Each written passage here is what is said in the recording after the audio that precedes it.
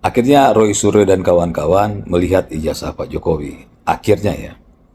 Jadi beberapa hari lalu ya dalam gelar perkara itu diperlihatkan ijazah Pak Jokowi ya. Tentu atas seizin Pak Jokowi dan pengacara Pak Jokowi. Yang sebenarnya tidak boleh ya. Yang sebenarnya itu tidak boleh. Karena ijazah itu yang boleh mengizinkan nanti adalah pengadilan. Tapi mungkin ya agar supaya ini tidak berlarut-larut ya diperlihatkan saja.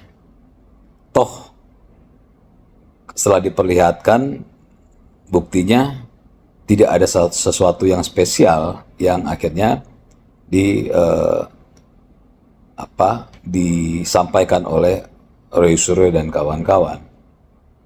Malah pernyataan-pernyataan mereka blunder ya. Malah pernyataan-pernyataan mereka malah menjebak mereka sendiri. Makanya saya mengatakan sebaiknya ya Roy Suryo dan kawan-kawan setelah melihat ijazah Pak Jokowi ya untuk tidak berpendapat. Kenapa saya mengatakan seperti itu? Karena ketika Roy Suryo dan kawan-kawan berpendapat dan menilai ijazah Pak Jokowi pasca setelah mereka melihat, maka yang dihitung adalah penilaian Roy Suryo terbaru. Roy Suryo dan kawan-kawan terbaru. Bukan pernyataan mereka yang beberapa bulan lalu, yang berbulan-bulan mereka sampaikan ke media. Karena ya, yang disampaikan Roy Suryo dan kawan-kawan sebelumnya itu berdasarkan halusinasi. Ya. Karena mereka menyampaikan informasi tanpa mereka melihat ijazahnya, tanpa mereka memegang ijazahnya, men-scan ijazahnya.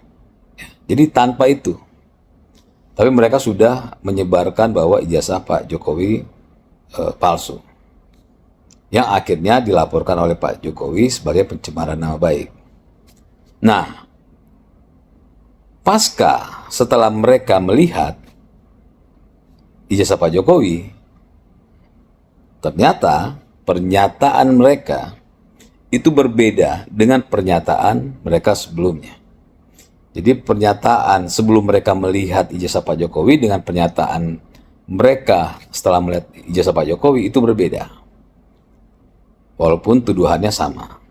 Nah, dari dua hal yang berbeda ini, secara otomatis itu Roy Suryo dan kawan-kawan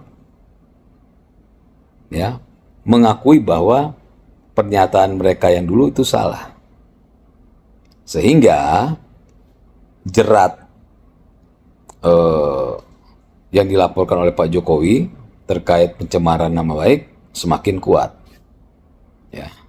Jadi Roy Suryo dan kawan-kawan akhirnya secara tidak langsung mengakui bahwa pernyataan mereka yang dulu itu keliru dan pernyataan yang terbaru inilah yang digunakan.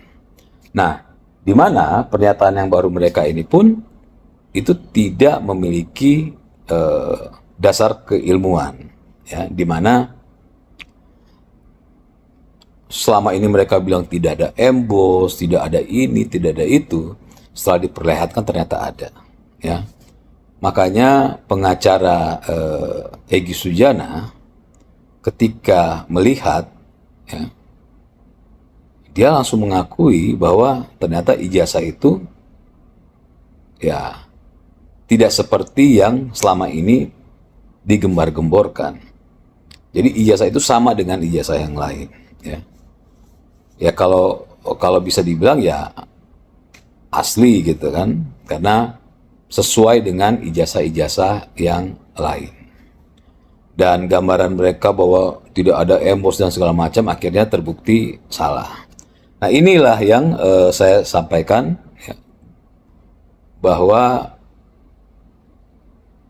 setelah ya melihat ijazah, terjadi dua pandangan yang berbeda dalam satu kubu. Ya. Kan Roy Suryo dan kawan-kawan termasuk dengan Egy Sujana itu kan menjadi tersangka untuk kasus yang sama lah ya. Nah, satu kubu ini sekarang terpecah dua.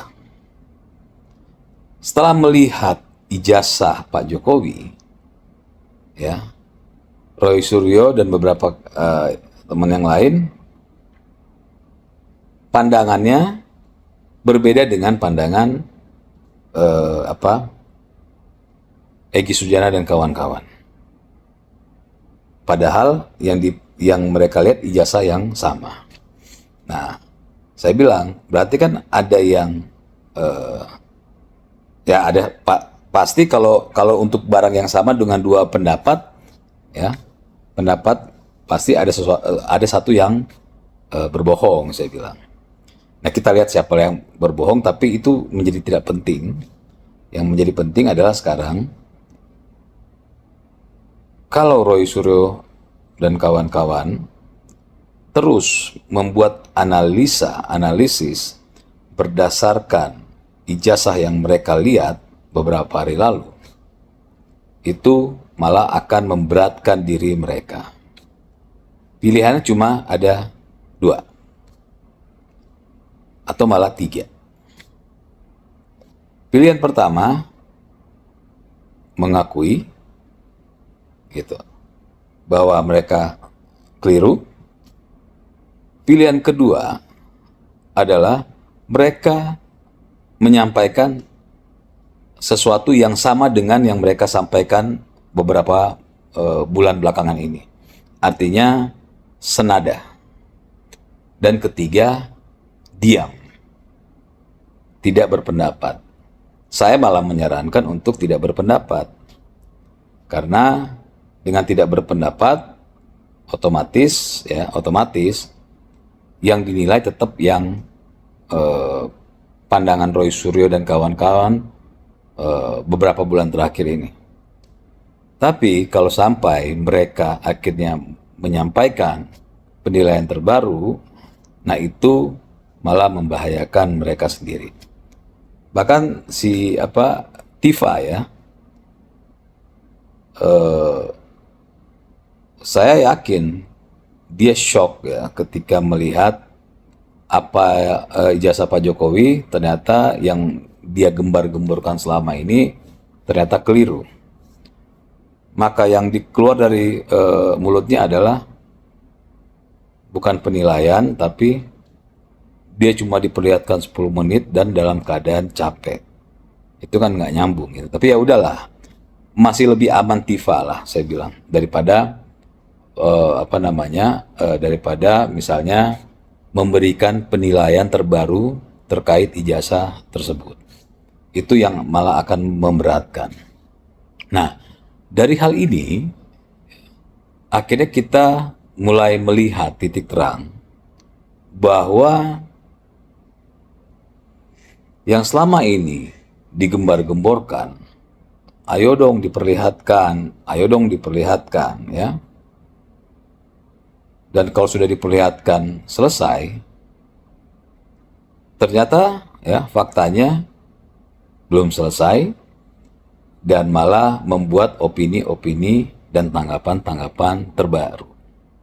Nah, ini yang akhirnya menyadarkan kita semua bahwa tujuan dari Roy Suryo dan kawan-kawan ya, termasuk para pendukungnya yang suruh ayo buka ijazahnya, seolah-olah itu adalah sesuatu yang bisa menyelesaikan masalah ini. Ternyata tidak ya. Artinya tujuannya bukan itu. Tujuannya memang bukan untuk mencari kebenaran. Tujuannya bukan untuk mencari keadilan, tapi tujuannya adalah ya saya tidak bisa menyampaikan tujuan buruknya, tapi yang pasti tujuannya negatif, ya. Nah, dari sini juga ya kita bisa mempelajari bahwa yang diinginkan oleh Roy Suryo dan kawan-kawan itu bukan penyelesaian secara hukum, ya. Karena kalau mereka benar-benar ingin agar supaya kebenaran dibuka, maka yang mereka lakukan ya adalah bagaimana agar supaya proses hukum ini bisa berjalan lebih cepat, bukan malah diperlambat, bukan malah terus menyampaikan pendapat-pendapat dan membuat kegaduhan di berbagai tempat ya untuk kasus ini gitu. Seharusnya semakin cepat masuk ke pengadilan, semakin mereka senang. Ya karena semakin mendekati penentuan siapa yang benar dan siapa yang salah. Gitu. Bukan malah terus memberikan informasi seolah-olah mereka dikriminalisasi, seolah-olah mereka Pak Jokowi itu jahat ya seperti yang Roy Suryo katakan gitu kan. Loh, bagaimana mau membicarakan jahat? Jadi saya pernah tanya sama kawan, coba saya bilang begini, kalau Roy Suryo dan kawan-kawan terus menyebarkan informasi Jokowi menggunakan ijazah palsu, maka Roy Suryo harus challenge ya ke pihak kepolisian dan ke nanti di pengadilan agar supaya ada kepastian hukum. Tapi itu tidak dilakukan. Nah, ketika akhirnya Pak Jokowi mengambil peran itu, dia men-challenge ke pengadilan, ya, kenapa jadi Pak Jokowi dianggap jahat gitu kan? Nah, ini sesuatu yang dipertontonkan dan saya rasa masyarakat Indonesia harus melihat bahwa tujuan mereka bukan untuk mencari kepastian hukum, tujuan mereka bukan untuk mencari kebenaran, tapi tujuan mereka tentu untuk tujuan-tujuan negatif bagi bangsa dan negara ini. Kan sesimpel itu. Kalau mereka ingin